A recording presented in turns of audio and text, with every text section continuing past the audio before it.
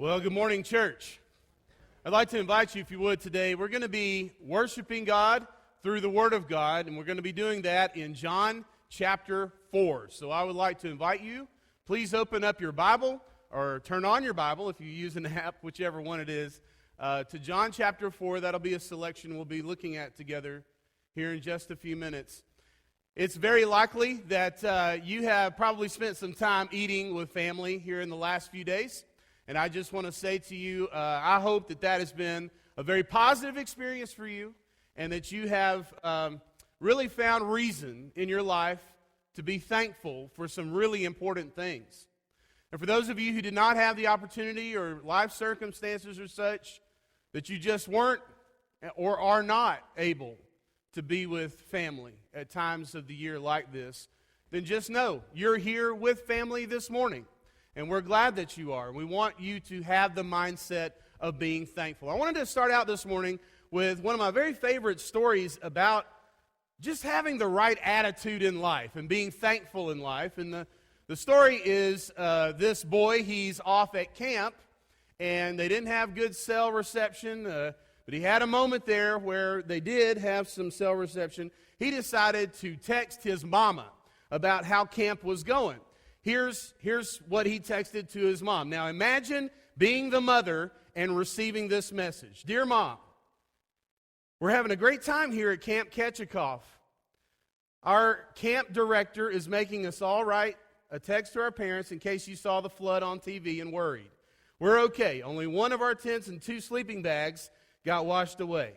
Luckily, none of us drowned because we were all up on the mountain looking for Charlie. Oh yeah, please call Charlie's mother and tell her he is okay. He can't write because of the cast. I got to ride in one of the search and rescue jeeps. It was neat. We never would have found him in the dark if it hadn't been for the lightning. Our camp director got mad at Charlie for going on a hike alone without telling anybody. Charlie said he did tell him, but it was during the fire, so he probably didn't hear him.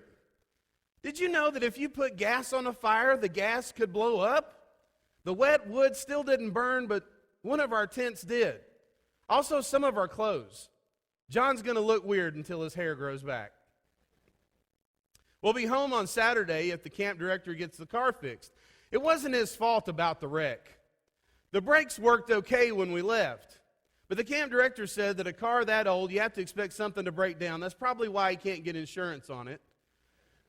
We think it's a neat car. He doesn't care if we get it dirty or if it's hot, and sometimes he lets us ride on the tailgate. It gets pretty hot with 10 people inside a car, so he lets us take turns riding in the trailer until the highway patrolman came by and stopped and talked to us.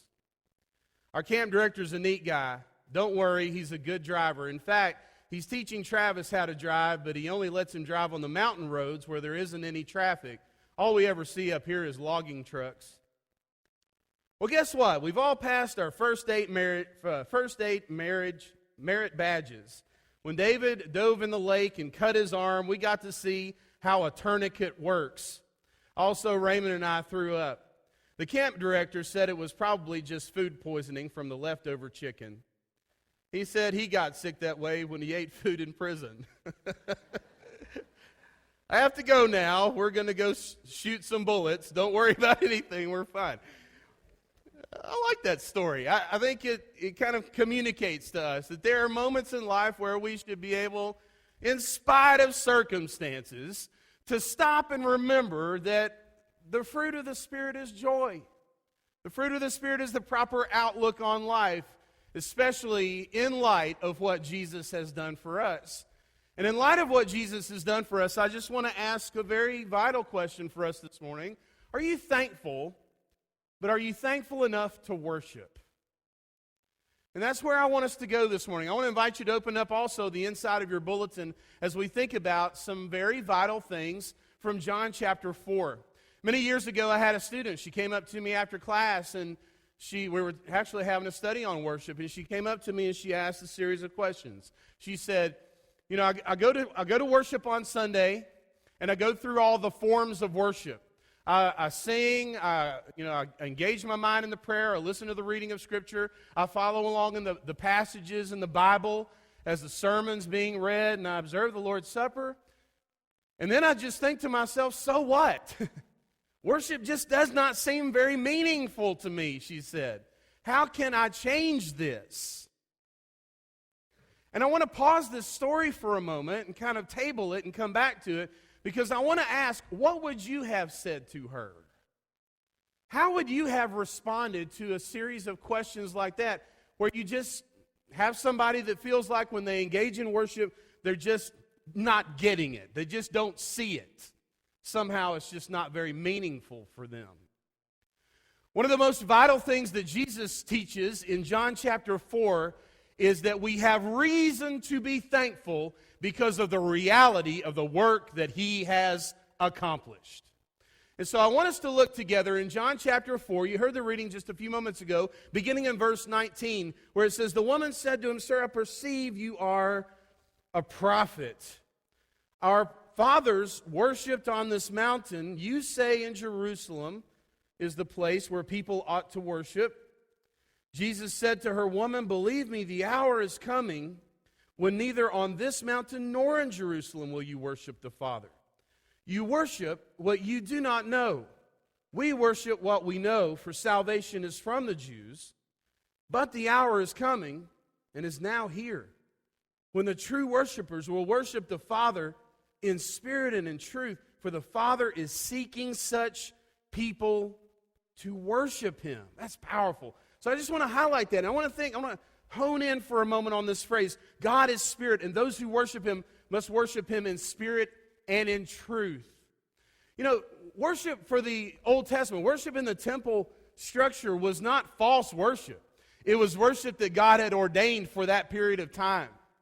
But the thing about worshiping in the temple structure and all the things that went with that, it was in a geographical location. You had to go there to that place to be able to engage in that particular form of worship.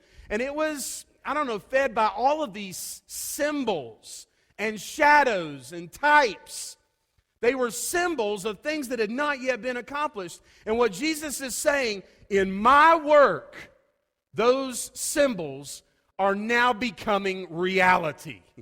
Now, because of the work of Jesus, you don't need those Old Testament forms and that particular geographical location to worship. God is spirit, and those who worship Him must worship Him in spirit and in truth. And that can happen anywhere because of what Jesus is accomplishing.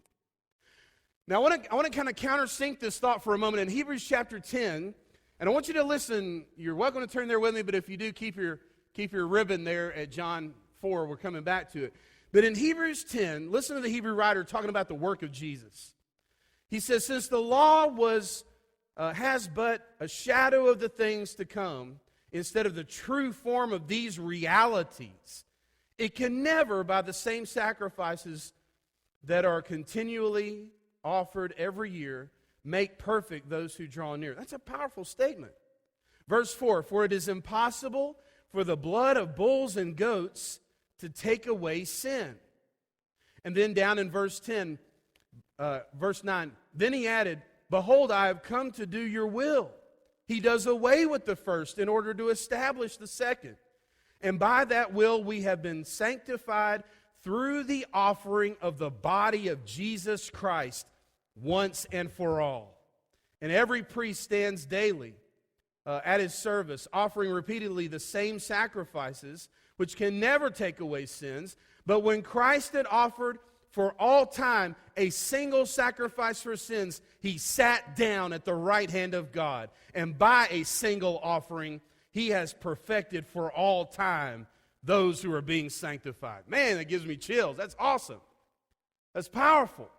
And then Hebrews 13 says, here's then the result when we realize this. "Through Him then, let us continually offer up a sacrifice of" what? "Praise to God." That is the fruit of lips that acknowledge His name. So what God has accomplished through Jesus, that's why we're worshiping here today. We look at what Jesus has accomplished and we're overwhelmed by it. And we can't just offer any old offering or give any old sacrifice, and we must never offer those sacrifices from the old system. And the reason is because Jesus has brought a new reality into our lives. When you look at the words for worship, one of the most important in the Old Testament is the Hebrew word shakah. Shakah is a word, in fact, it's the very first word for worship that's found anywhere in the Bible. It's in Genesis chapter 18 when Abraham bowed low at the trees of Mamre before the angel of the Lord. And in that passage it says Abraham engaged in shakah. He bowed his face down to the ground in reverence. Over in the New Testament there's the word proskuneo. And proskuneo is the word, it simply means to kiss toward. Kind of comes from a combination of words there put together to mean that. But it comes to mean that, just like shakah, we bow down in reverence before our God. You don't literally blow a kiss toward God. It's figuratively, you are offering up love and adoration unto God. You bow before His majesty. You bow before His greatness, and you realize the incredibly great things that God has done on your behalf. So the word worship in English is an interesting word. Worthship is the Old English word that our word worship comes from. So if you just think about similar words, think about friendship. Friendship's a word that means the state of being friends with somebody. Or fellowship, the state of engaging with fellows. And the word worship means the state of adoring or revering someone or something. So here's what I want us to do. I want to look inside your bulletin, and I want to take from this text 3 vital ideas about really understanding what we're doing here today, and about the right, proper perspective and attitude that allows us to do it well. Write this down. I want to invite you to write this down. Number 1, worship is communion with God. Worship is that state in which I am communing with God. And I want to pause here and I just want to ask, are you doing that today? Man, it's so easy, as I heard one guy say one time, to engage when the Lord's Supper is passed around, and I even hate to use the phrase, but engage in a chip and a sip and pass it on. And not actually think about what you're doing and what is actually before you in your hands, what it represents and symbolizes. How easy it is for us to just kind of allow the words to escape the lips as we're singing songs of praise and not really mean those words. It is so easy. And I'm just pausing here to ask you, are you really communing with God here this morning? Notice what Jesus said back in John 4. He says there in verse 24, God is spirit, and those who worship Him must worship Him in spirit and truth. There's a reality to what Jesus has done. He's brought a new reality in, but I also want to say this to you. My spirit has to connect to God's spirit. And nobody can do that for you in this room but you. You are the one. You have to connect your heart and your mind to the heart and mind of the things of God. And so it's vital for us to understand that worship is a communion with God, together with God. But number 2, write this down as well. It is communion with God where we recognize and we confess His infinite worth. We recognize and we confess God's infinite worth. You ever just sat down and just think about who God is and try to wrap your mind around that?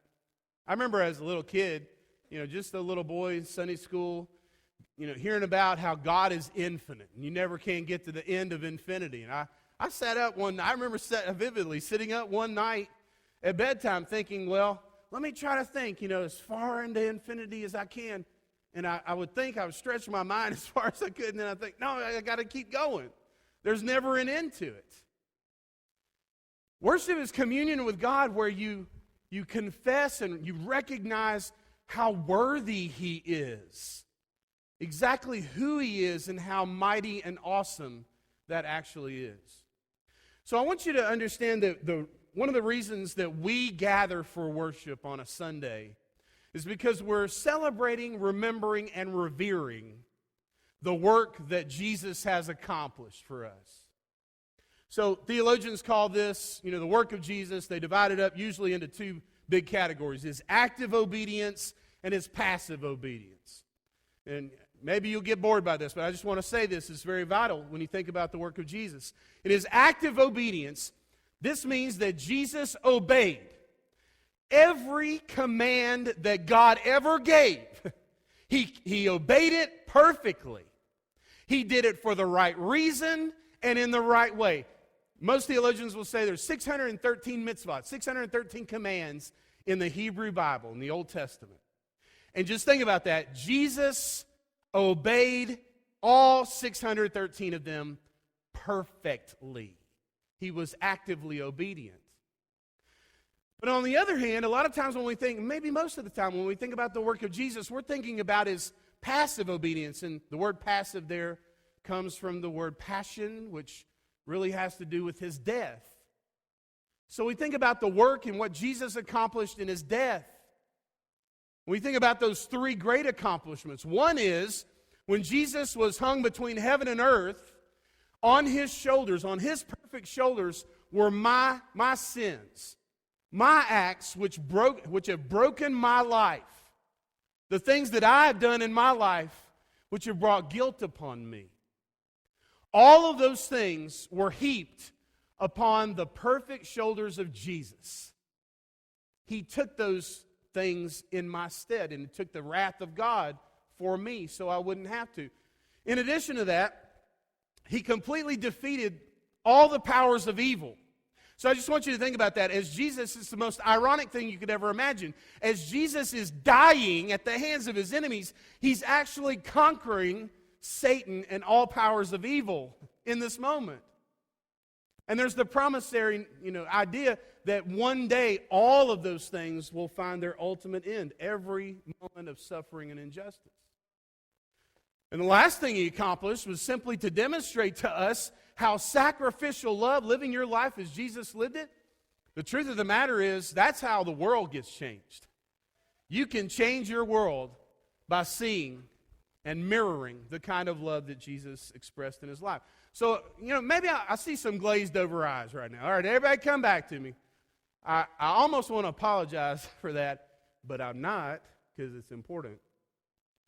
But I want to say to you, when you understand all of this, worship becomes natural. When you understand all of that, worship, you see, is communion with God for what he's accomplished through Jesus. And it's a moment where you can in a very real way, confess and recognize God's infinite worth. But thirdly, write this down. The result of all of that is that God's character inspires my life.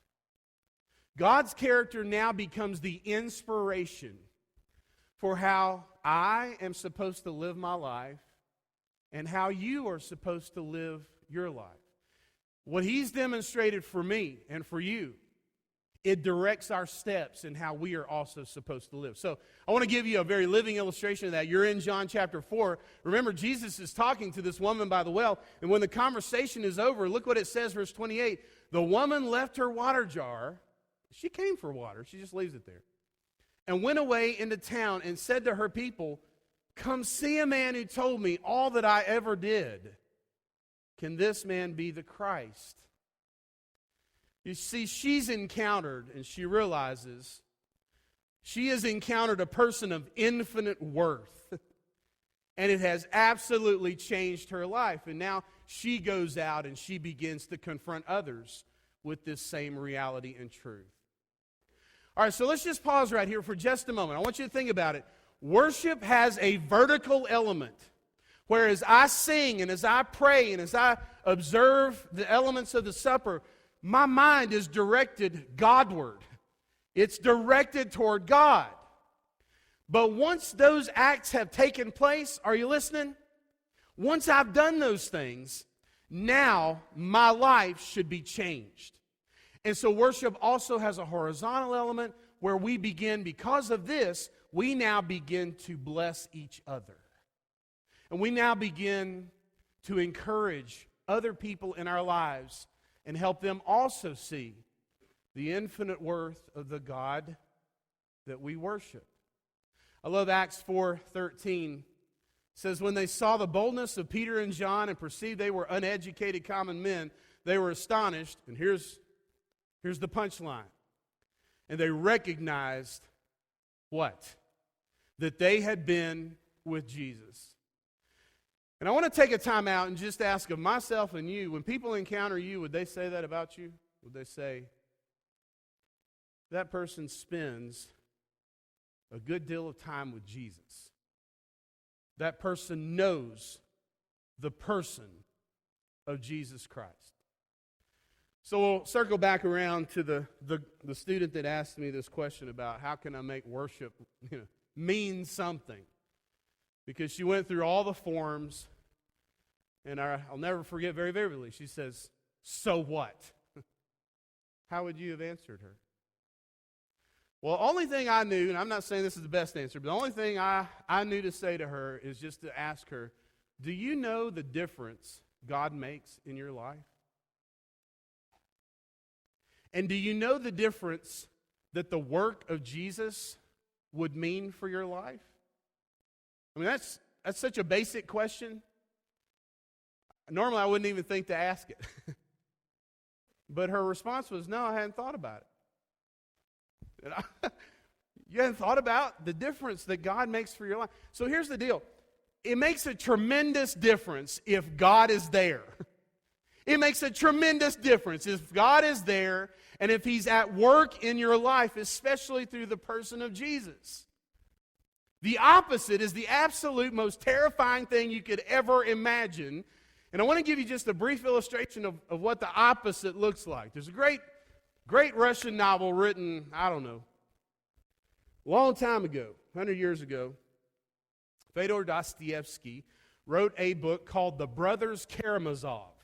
And when you get past all the funny Russian names, the truth of the matter is it's a bit of a murder mystery. And as you read the murder mystery, what you learn is you got two brothers, and you've got a dad, and they're all living on this, this incredible estate. And the dad comes up murdered. And the brothers are trying to figure out who killed their dad. And as the story goes on, they think, well, maybe it's this person, maybe one of the sons did it, back and forth. By the end of the story, spoiler alert, they discover that the butler did it. Now, this was way before that became a cliche. In fact, this book was written, maybe created the cliche, what became a cliche, that the butler did it. But they're confronting this servant. He has killed the father, and one of the sons said, did you kill him alone? And the servant said, no, I did it with your help. And the son said, what are you talking about? I didn't help you. He said, oh, no, you did. Because in a conversation one time, you said to me, God does not exist, so everything is permitted. And since there's no God, there's no such thing as good or evil, virtue, so I decided to kill the old fool. I killed him with your help. The point is, if there's no God, there's no right and wrong. Everything's allowed. Your life is nothing but chaos with no meaning. So have you stopped to consider what value God means for your life? And the work that God has performed and the work that Jesus has accomplished. The value that means for your life.